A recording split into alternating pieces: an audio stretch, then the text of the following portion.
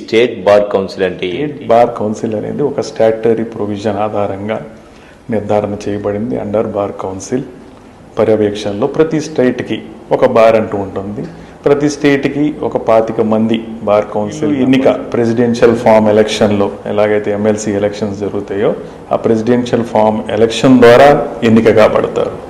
ఈ ఎన్నిక కూడా జనరల్ ఎలక్షన్ మాదిరిగానే అన్ని విధాలుగా అన్ని రకాలుగా ప్రచారం చేసుకోవడం. ఎంటైర్ స్టేట్ 149 బార్స్ ఉన్నాయి వాళ్ళ స్టేట్ మొత్తంలో. డిస్టిక్కి 13, 12, 14 చొప్పున 13 వాళ్ళ రెస్పెక్టివ్ బార్స్లోనే వాళ్ళ ఓటు క్యాష్ చేయడం జరుగుతుంది.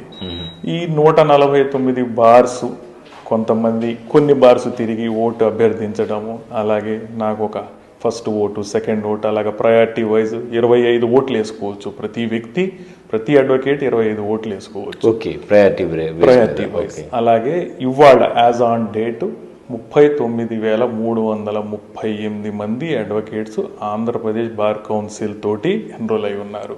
ఓకే, వీళ్ళు ప్రామినెంట్గా రేపు వచ్చే ఫిబ్రవరి నెలలో సుమారుగా 20 నుంచి 28 తేదీల్లోపు బార్ కౌన్సిల్ ఎలక్షన్ అనేది జరిగేటట్టుగా బార్ కౌన్సిల్ ఆఫ్ ఇండియా నిర్ధారణ చేయడం జరిగింది. ఈ షెడ్యూల్ ప్రకారం ఎన్నిక జరుగుతుంది. ఈ ఎన్నిక ద్వారా ఎన్నికైన వాళ్ళు 25 మంది ప్రెసిడెన్షియల్ ఫామ్ ఎలక్షన్లో ఎన్నిక కాబడతారు.